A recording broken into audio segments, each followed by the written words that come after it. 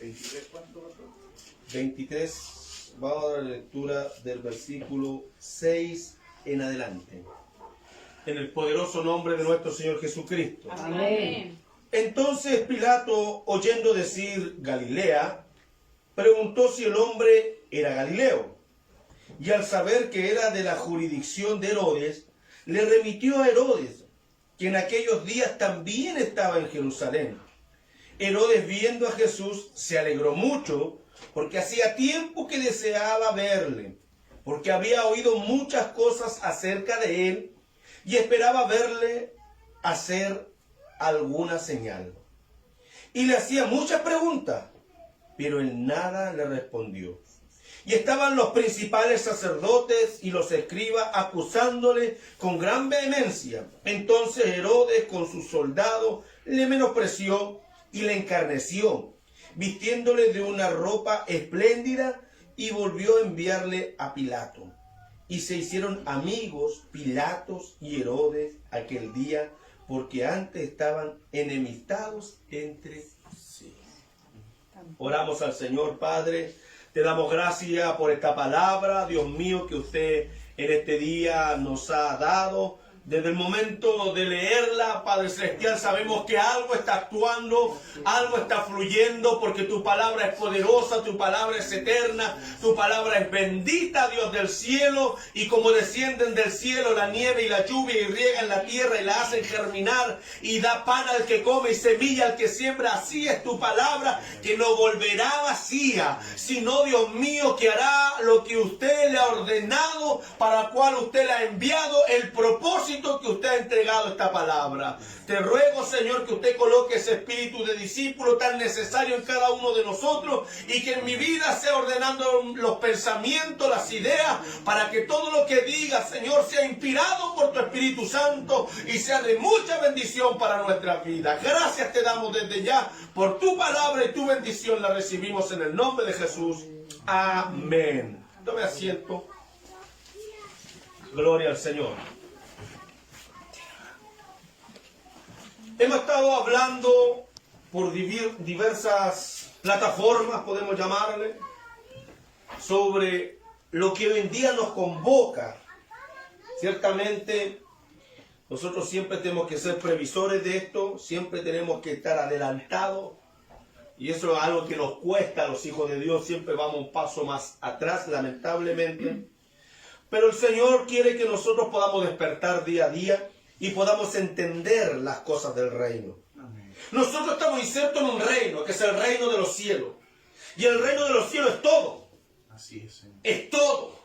El reino de los cielos no es simplemente la parte evangélica, la parte cristiana, no es solamente cuando yo voy a la iglesia. El reino de los cielos comprende todo: el trabajo, la familia, el hogar, los estudios, la vida sentimental de cada uno. Todas las áreas de nuestra vida está comprendida dentro e inserta en el reino de los cielos. Ahora, ¿cuál es la diferencia? Que hay algunos que aceptamos el reino de Dios y hay otros que se rebelan contra el reino de Dios. Y llegará aquel día en donde el Señor, ¿cierto?, separará el trigo de la cizaña. Su aventador en su mano dice que la meterá contra el trigo, la tirará, y el viento se llevará lo que no tiene peso. Que el Señor nos ayude. Amén. Amén. Entonces, hoy en día en este tiempo hemos estado hablando la vida, muerte, crucifixión Así es, y resurrección de nuestro Señor Jesucristo. De hecho, TVN todos los años da esa película del italiano, no me recuerdo en este momento el nombre, que todo el mundo... Sí, pero el actor no me recuerdo, se llama Jesús de Nazaret, la película. Franco Sefirelli. sí. Franco Sefirelli, el mismo, esos ojos penetrantes, azules, Tan lindo. ¿cierto? Y que lamentablemente para él, eso lo marcó, que nunca pudo hacer más películas. Así es. Pero él, sabe, representa tanto muchas veces la vida de Jesús. El carisma para representar lo que conmovió al mundo entero. Y ahora está esta película que hace unos años atrás, bueno, unos 10 años habrá salido esta película. ¿Cuándo? 2004. 2004, imagínense, casi 20 La años. Pasión de Cristo. La Pasión de Cristo. Y todo el mundo hoy en día habla, conversa, y todo el mundo se pone de acuerdo con esto. Respeta por lo menos el mundo occidental, el mundo cristiano. Recuerda la vida de Jesús. Y una cosa es recordarla y otra cosa es aceptar a Jesús, que son cosas distintas. Una cosa, cierto, es conmoverse y entristecerse en el corazón y muchas veces llorar por las películas que vemos. Y otra cosa muy distinta es convertirse y servir a Dios. Amén. Amén. Lo que yo quiero apuntar en esta hora a través de este texto bíblico es dar a conocer que el pueblo, el Sanedrín, Pilato y Herodes se unieron para ir en contra de Jesús. Es decir, hermanos, todos los poderes de este mundo jamás estarán de acuerdo, aunque no le hallaron ninguna culpa al maestro, pero las enseñanzas del maestro nadie la quería aceptar. Es que, bueno, Jesús es bueno, Jesús es maravilloso, es lindo, es bonito, ¿cierto? Más encima lo representa con un hombro de ojo azul, no sé, el tipo encachado, todo bonito. Pero a la hora de la verdad, nadie quiere aceptar a Jesús. Bendito es el nombre del Señor. Amén. El Salmo capítulo 2, versículo 1 y 2 dice: ¿por qué se amotinan las gentes y los pueblos piensan cosas vanas? Se levantarán los reyes de la tierra y príncipes consultarán unidos contra Jehová y contra su ungido. Ahí estaban representados los cuatro poderes fácticos, el pueblo. Hoy en día todos vociferan por el pueblo. El pueblo es una palabra cristiana. El pueblo de Dios, pero el deconstruccionismo hoy en día ha entregado al marxismo esta palabra del pueblo y todos luchan por el pueblo. Pero el pueblo en el momento de la verdad, el pueblo se fue contra Dios, contra Jesús. Me imagino Jesús con Pilato y al otro lado estaba Barrabás. ¿Se imagina esa escena? Pilato no le halló culpa. ¿Qué hizo? Lo mandó a que lo golpearan, lo latigaran, lo encarnecieran. Estaba todo ensangrentado. Lo hemos hablado un montón de veces. Sus sienes estaban reventadas por las espinas, sus ojos hinchados, la sangre en su piel, en su cara, en su rostro. Lo enseguecía a Jesús, su sudor. Me imagino que te arde, que te arde. Y él estaba desfigurado. Si Isaías 53 dice que no vimos en él, ¿cierto? Atractivo alguno. ¿Por qué? Porque lo habían desfigurado. Le arrancaban la barba, lo golpeaban, le colocaban vendas, le pegaban con varilla en la cabeza y le decían: profetiza, ¿quién te pegó? Y en esa condición estresante, él estaba estresado, él estaba, ¿cierto?, con toda la tensión en su cuerpo, en su vida, en su alma. Él estaba afligido, estaba, ¿cierto?, ahí expectante. Más encima golpeado, todo su cuerpo ensangrentado, parado al lado de Pilato, y al otro lado estaba Barrabás. Y él miraba a la gente, a ese que sanó al cojo, al que le dio la vista, al que le desató la lengua para que hablara. Ahí estaba tal vez el hijo de la viuda de Naín, que lo llevaban a sepultar cuando se cruzan con Jesús. Y cierto, y Jesús es vida, y lo resucita. Y él estaba ahí tal vez, y estaban los leprosos, y estaban los cojos, y estaban los endemoniados que habían sido libertados por Jesús. Y todos a una le gritaban: crucificarle. Es que Dios hace tanto bien, que Él no mira a la condición del hombre para sanarlo. El problema es que el hombre es mal agradecido. El hombre muchas veces reconoce que le va bien, que Dios lo sanó, que Dios lo cuidó, que Dios le hizo esto, que Dios le hizo otro, pero es un mal agradecido. Y no sirve a Dios como corresponde. Y a la hora de la verdad, lo único que hace es gritar: crucificarle, crucifíquenle. Con nuestros actos cada día crucificamos al Maestro. El pueblo, por el cual es la consigna hoy en día, que el pueblo, se unió al Sanedrín. O el Sanedrín incitando al pueblo, pero se unieron al fin y al cabo. Y el Sanedrín era una pila de religiosos. Era el sepulcro blanqueado, dice la Escritura, blanco, por fuera, hermoso, intachable, pero por dentro eran huesos podridos. Un sepulcro, usted ha visto un sepulcro, nosotros, ¿cierto? Nos esforzamos, la familia, por hermosear la tumba, el sepulcro de algún familiar, ¿cierto? Lamentamos la pérdida que tuvo nuestra hermana Karen junto con nuestro hermano Julio y toda su familia, su abuelo, lo acaban de sepultar y seguramente el día de mañana lo van a ir a hermosear. Pero si uno abre 2, 3, 4 días después, ese cuerpo hiede. Y es lo que le pasó a Lázaro, ¿se recuerdan? Amén. Lázaro llevaba 4 días muerto y él le dice remover la piedra, pero le dice, maestro, hiede ya.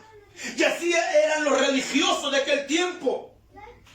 Por fuera eran hermosos, pero por dentro estaban podridos. Tanta gente hoy en día que se ven lindo con la Biblia bajo el brazo, que se ven lindo con una corbata, que se ven lindo hablando de Dios, pero por dentro están podridos. El Sanedrín, lleno de religiosos y aquellos que creyeron en el Señor, porque hubo gente de los fariseos que creyeron en el Señor, no fueron capaces de defender. O no tuvieron la fuerza, la influencia necesaria para hacerlo. Así es. ¿Se recuerdan de este hombre llamado Nicodemo? Va donde el maestro y le dice, maestro, rabí, sabemos que vienes de Dios, Así es, Señor. porque nadie puede hacer estas cosas si Dios no está con él. Así es, Señor.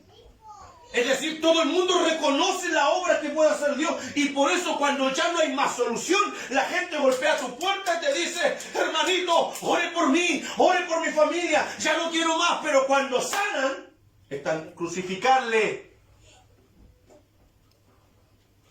Cuando Dios responde, crucifíquenle,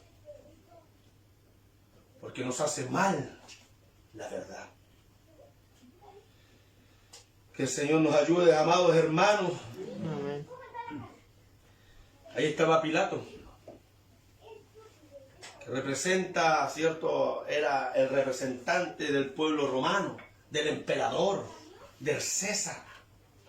Pilato estaba ahí, quien hizo caso omiso, tanto a su intuición, porque él no veía nada malo en Jesús. Pero hizo caso omiso a la intuición y al sueño que tuvo su esposa. Porque la esposa de Pilato tuvo un sueño. Y ese sueño veía, ¿cierto?, a un hombre que no hacía daño, que era bueno y que tú lo matabas, Pilato. No hagas tal cosa. ¿Se da cuenta que no todos los sueños son de Dios? Porque cualquiera diría, oh, qué buena la mujer de Pilato. Es que no son suficientes las buenas intenciones, hermano. Así es, Señor. Si no conocemos los propósitos de Dios, estamos perdidos. Porque para esto he venido, dijo Jesús, para dar mi vida. Amén. Nadie me la quita, yo la doy. Y si Jesús no hubiese muerto en el madero de la cruz, no estamos en este tiempo acá. Así es, Señor. Amén. Si Pilato le hace caso a la mujer, a su mujer, le dice, tiene razón. Tiene razón, es bueno tu sueño. A lo mejor tu sueño es de Dios. ¿Te das cuenta que la gente se deja guiar más por los sueños y no va a la palabra? Se deja guiar más por la danza. Y no estoy en contra de la danza, no estoy en contra de los sueños, no estoy en contra de las manifestaciones, pero dice la Escritura, el que hable conforme a la palabra, a la Escritura. Si no está en la Biblia, lo lamento. Tu sueño puede ser muy hermoso, muy lindo, pero es contrario a lo que dice la Escritura. Y estaba también Herodes Antipas, aquel que por petición de Salomé, ¿se recuerda? La hija de Herodías, le cortó la cabeza a Juan el Bautista. Con ello, mire, con ello el hombre cortó toda relación con Dios por ceder a su lascivia, a sus deseos inmorales, porque esta niña con sus bailes eróticos lo sedujo. Y el hombre ya traía un registro desde atrás que Juan el Bautista se lo increpaba y se lo decía: Herodes, no te es lícito tener la mujer de tu hermano. Arrepiéntete. Entonces era tanto el fastidio que sentía Herodías. Herodías era la mujer de Herodes Filipo, hermano de Herodes Antipa, quienes también tenían un hermano que era Herodes Arquelao. Los tres eran hijos de Herodes el Grande. Ese Herodes el Grande, el que quiso matar a Jesús cuando trajo la matanza de los niños. ¿Se recuerda? Y Jesús, junto con sus padres, tuvo que irse a Egipto. Y después viene el ángel y dice a José: devuélvete a Israel, porque ya ha muerto quien pretendía matar al niño. Y ese era Herodes el Grande. Pero en su puesto quedó Herodes Antipas, su hijo, como tetrarca de Judea. Entonces, Herodes Antipas, cuando es nombrado tetrarca por el pueblo, por el emperador romano, Herodes era idumeo, es decir, de la zona sur de Judea, y no tenía la aceptación del pueblo, porque era edomita. Y no tenía la aceptación del pueblo. Por eso que él trataba de congraciarse de alguna manera. Y cuando es nombrado tetrarca, toma a la mujer de su hermano de una forma ilícita y se casa con ella. Y por eso que Juan le decía: no te es lícito tener la mujer de tu hermano. Y fastidiado por esta situación, Herodías le pide a Herodes Antipas que lo meta en la cárcel. Pero ni la cárcel lo cayó. Porque desde la cárcel le gritaba: ¡Herodes! ¡Aquí hay palabra de Dios! Y Herodes, que conocía y sabía, su corazón latía. Me imagino que cuando le gritaba este loco llamado Juan, desde la caverna donde estaba encarcelado, era tanto, dice la Escritura, que Herodes iba a la cárcel a escuchar a Juan. Iba a la cárcel a escuchar a Juan. Es que al final y al cabo Juan como que me calma un poquito, como que me frena, como que me tira el freno mano, como que me chanta un poquito Juan. Al escuchar a Juan, no sé, como que mi espíritu se alivia, como que me siento bien. Pero esto no es sentir, porque de nada vale, porque al final igual le cortó la cabeza. Yo me imagino que así como muchos están a un pie, a un paso de cruzar la línea al arrepentimiento, así estaba Herodes. A punto de, no, ahora sí, pastor. No, ahora sí, pastor. Al otro mes, ahora sí, pastor. A punto de.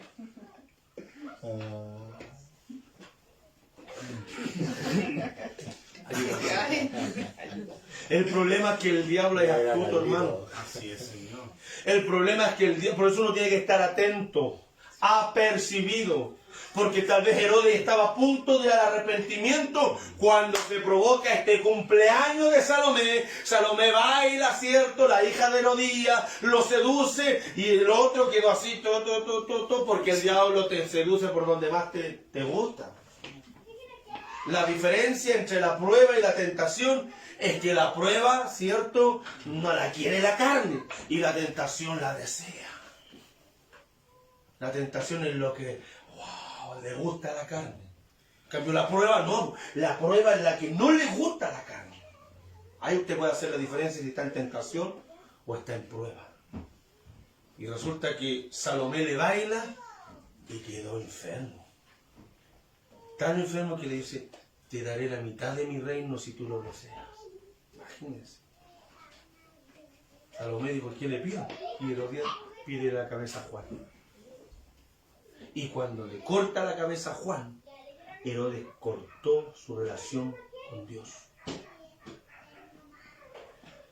Este hecho tiene una relevancia ahora.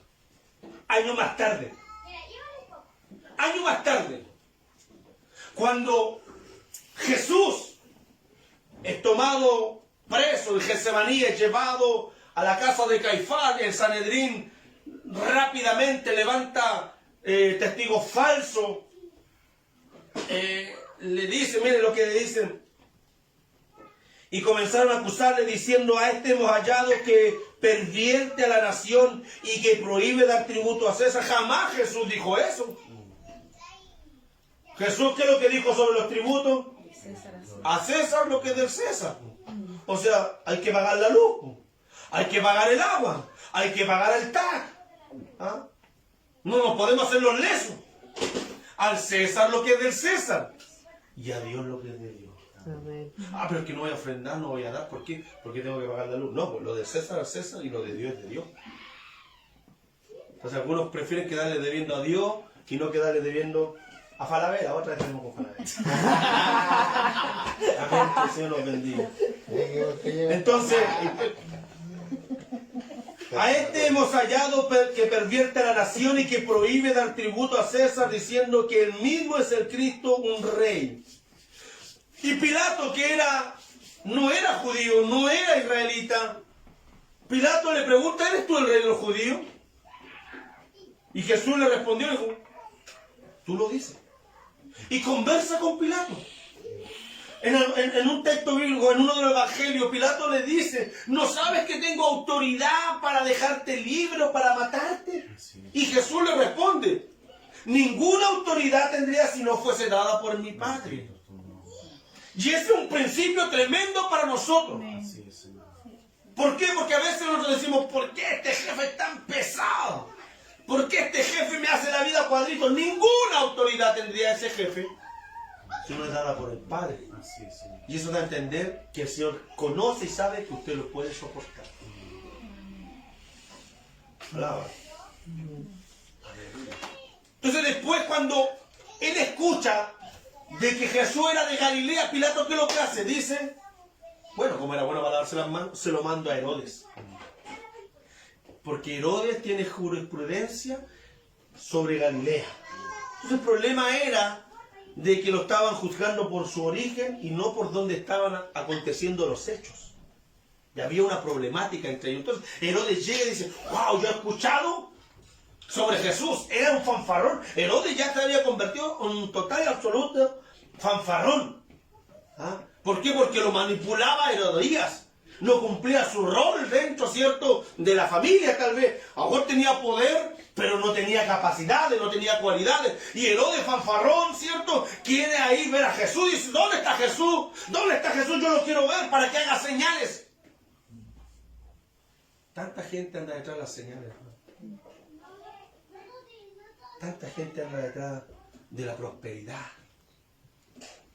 Tanta gente anda detrás de Jesús buscando algo espectacular y no amando realmente al Señor. Es triste, hermano. Herodes quería conocer a Jesús, pues anhelaba que hiciera alguna señal. Anhelaba algo despampanante, algo destellante, no sé. A lo mejor se lo imaginaba como un mago, un brujo, que hiciera cosas fascinantes para él. Pero es la triste verdad que vivimos hoy en día. Muchos quieren luces, muchos quieren ser usados por Dios, muchos quieren tener el rema de Dios, muchos quieren tener la shmika. ¿Se recuerda la shmika? La autoridad en la palabra. Muchos quieren tener la shmika de Dios, pero la verdad es que nadie quiere hacer la obra del Señor. O son pocos. Todos quisieran sanar a los enfermos como lo hizo Jesús. Todos quisieran hacer milagros o levantar hasta los mismos muertos. Pero pocos quieren tomar la cruz cada día y seguir al Maestro. Todos anhelan ese Salvador, pero pocos quieren tener al Señor. Todos quieren los beneficios, pero pocos las obligaciones. Que el Señor nos ayude. Herodes quería ver cosas extraordinarias, pues la fama de Jesús era aún mayor que la de todos los poderes fácticos que se habían reunido para condenarle.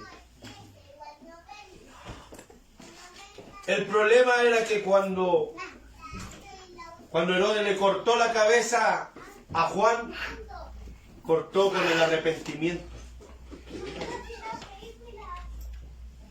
Cuando Herodes le corta la cabeza a Juan, corta con el arrepentimiento. Y la gente hoy en día corta con el arrepentimiento, ya se vuelve insensible.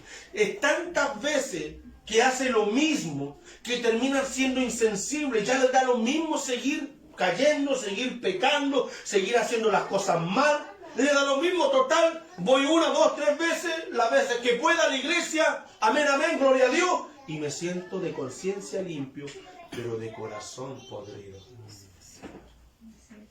Hermano, no es suficiente con venir a la iglesia.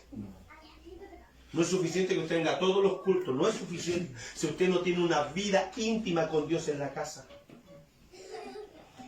No es suficiente que usted aquí esté todos los días y que vaya a todos los ayunos y que vaya a todas las oraciones y que vaya a todos los puntos de prédica si al final su vida íntima, su relación con Dios está basada en actividades, en activismo religioso y no en una intimidad seria con Dios.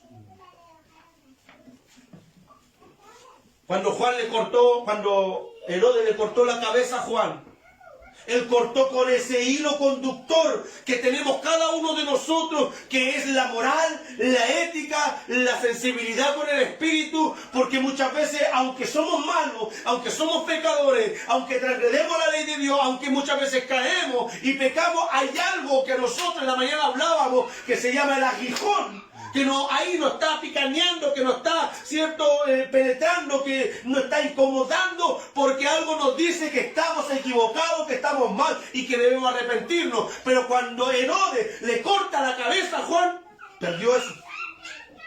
Perdió la conexión con Dios. Y por eso seguía haciendo lo mismo siempre. Y como dice Albert Einstein, no pretendas que las cosas cambien si siempre hacen lo mismo. Es que ahora sí que voy a cambiar, pero seguía haciendo lo mismo. Mientras no haya un cambio radical, verdadero, genuino, de verdad, jamás vamos a cambiar. Seguiremos siendo los mismos. ¿Y sabes? Y va a llegar el día en donde nosotros vamos a querer escuchar a Dios. Y así como Herodes le preguntaba a Jesús, y Jesús enmudeció. No le respondió. Qué terrible, hermano. Qué terrible llegar a esa instancia.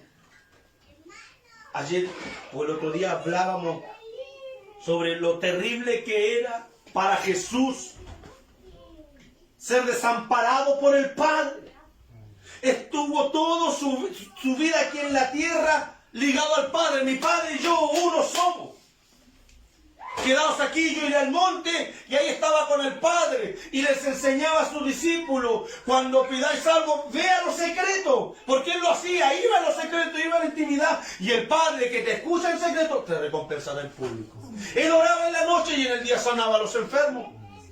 Él oraba en la noche y en el día eran libertados los endemoniados. Él oraba en la noche y en el día resucitaba a los muertos. Él tenía una intimidad.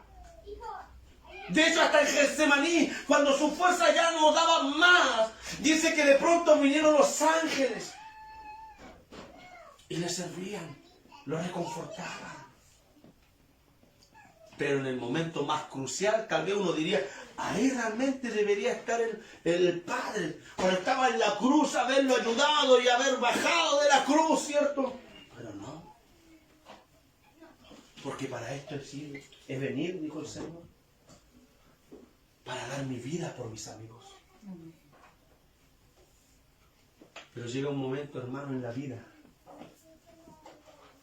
y es lamentable, en donde el hombre y la mujer que cortan con el arrepentimiento y que ya no quiere más escuchar la voz de Dios, va a llegar el momento en donde quiere escuchar y Dios no va a hablar. Y Dios no le va a hablar. Qué terrible. Herodes, como era un fanfarrón, tal vez no se percató de esta situación. ¿Por qué? Porque él estaba rodeado de grandeza, estaba en Jerusalén en su palacio. Él no vivía en Jerusalén, vivía en Tibería o en Tiberias, una ciudad que había creado en nombre del emperador de aquel entonces. Y él en Jerusalén tenía un palacio y estaba ahí por la fiesta de las Pascuas. Recuerde que Jesús murió en Pascua, la fiesta más grande que tenía el pueblo de Israel, y él iba a celebrar también la Pascua. Y por eso que se encontraba en Jerusalén. Pero no se percató, no se dio cuenta que terminó su relación con Dios. Lamentablemente, sin arrepentimiento nadie podrá entrar al reino de los cielos. El arrepentimiento es tan fundamental y básico que si no hay arrepentimiento, como dice el libro de Hebreos capítulo 6, versículo 1 y 2, si no hay arrepentimiento en nuestras vidas, no tenemos fundamentos para obtener fe en Dios. Y sin fe es imposible agradar a Dios. Conclusión. A la hora de ir contra Dios y su obra redentora, créame, no importa las ideologías, no importa la raza, no importa el estatus, no importa la condición, la situación económica, la intelectualidad, todos los poderes de este mundo son capaces de dejar sus diferencias de lado para ir en contra de la obra del Señor. Lo podemos probar nosotros mismos. En nuestras vidas. Gente, hermano, que ni te quería. Gente que ni te inflaba. Gente que no estaba ni a un metro contigo. Pero cuando tú estás dando el paso al arrepentimiento, aparecen eso. ¿Para qué? Para estorbarte. No fumo más, listo, ya no fumo más. Y va tranquilo por la vida. ¿Por qué? Porque ya no va a fumar más. Y ese que nunca se había, cierto, desprendido de un 20 va al vicio, ¿tiene un cigarrito? Oh. Porque el diablo no tiene miramientos para destruir la obra en nuestras vidas. Por eso Jesús dijo, desde que Juan el Bautista predica el Evangelio, el reino de los cielos sufre violencia. Y los que usan la violencia quieren desbaratar la obra de Dios aquí en la tierra. Estamos expuestos, hermanos, a una guerra sin trincheras, siempre se lo he dicho. Lo único que nosotros tenemos es lo más poderoso en sí, la armadura de Dios. Como dijo el apóstol Pablo, porque nuestras armas no son carnales, sino celestiales, poderosas en Dios. Tenemos la armadura del Espíritu, el yelmo de la salvación, el cinto de la verdad, la coraza de la justicia, el escudo de la fe, el evangelio de salvación. ¿Y sabe? Y tenemos un arma de guerra, que es la espada. Todos los otros implementos de la armadura es para defenderse. El yelmo es un casco, la coraza, que es cierto, el cinto, el escudo, todo es para defenderse. Pero hay uno para atacar, que es la espada. Por eso que cuando estaba en el desierto, ¿se recuerda? Viene Satanás y le dice, si eres el Hijo de Dios, dile a esta piedra que se convierta en pan. ¿Y qué Jesús hizo? Tomó el casco, tomó el escudo, ¿qué tomó? La espada. Escrito está. Ahí está la espada. Amén. No solo de pan vivirá el hombre. Así es. Bendito es el nombre del Señor. Escrito está. Escrito está, le dijo 3 veces. Y la última vez le dijo, apártate de mí, Satanás, porque escrito está, al Señor tu Dios solo adorarás. Y Satanás se apartó. Pero hermanos, a la hora de desbaratar la obra de Dios, no importan las ideologías, no importan los colores políticos, no importa el color de piel, no importa, cierto, la sexualidad, no importa nada. El mundo se reúne y por eso que hoy en día vemos la opresión del mundo contra la iglesia. Pero la iglesia tiene algo poderoso. La iglesia tiene algo mayor. La iglesia tiene al Cristo de la gloria de su lado.